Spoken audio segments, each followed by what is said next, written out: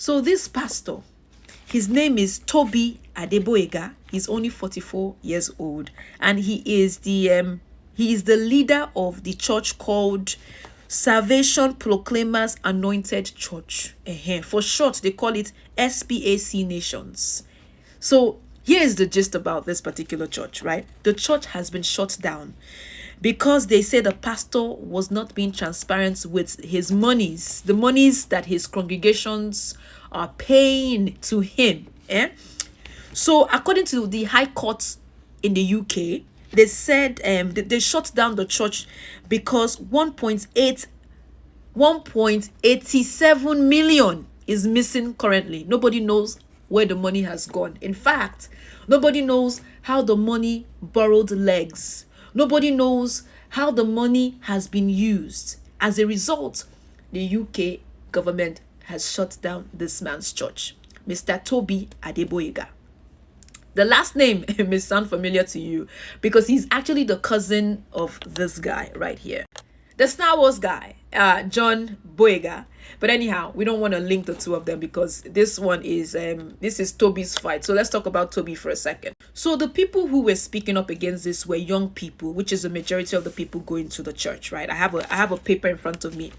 And so the members are saying that the church is a cult. In fact, young people are encouraged to do whatever they can do to donate to the church.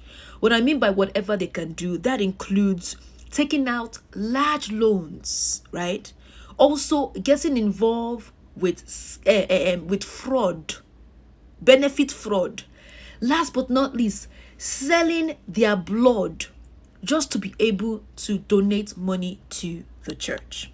So now these young people were the ones who came out and speak up against the they're taking advantage of, Now, here's what I think, right? And I want you all to also share with me your thoughts on this. When I went to Nigeria, and I've done a video on this, there were more churches in Nigeria than when I was growing up.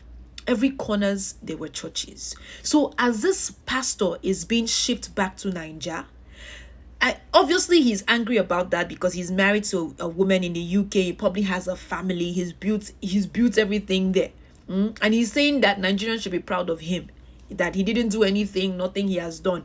But Nigeria is actually the best place to shift this guy to. The reason why I'm saying this is that he would go there and start his church. He would continue on the Proclamation Anointed Church. He would Salvation Proclaimers Anointed Church. He would continue on that legacy in Nigeria, where people are hungry and are looking to be saved by God, right? So it's not a bad idea. He just have to revamp himself, and he knows how to do that. The fact that he's coming from the UK and he has all kinds of connections.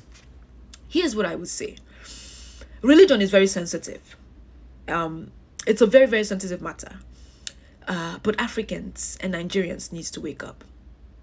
They need to wake up because this is happening in the UK.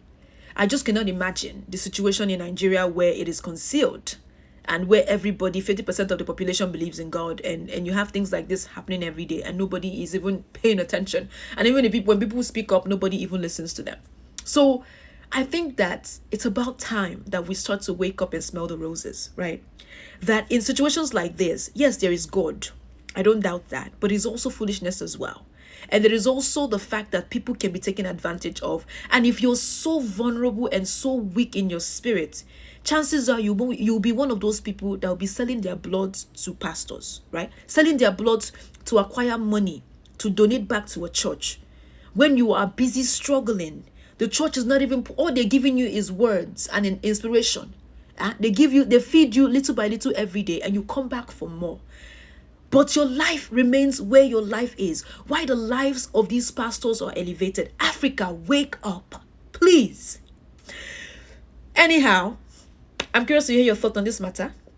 I'm trying to be as respectful as possible. But if you have any further information, just share that below. I'm curious to know what you think. Thank you all for watching. My name is Imochinya. I'm a visual storyteller who happens to be visually impaired, and I tell stories. We take articles, we break them down, and we dissect them. Political, social, it doesn't really matter. So follow me for more great stuff.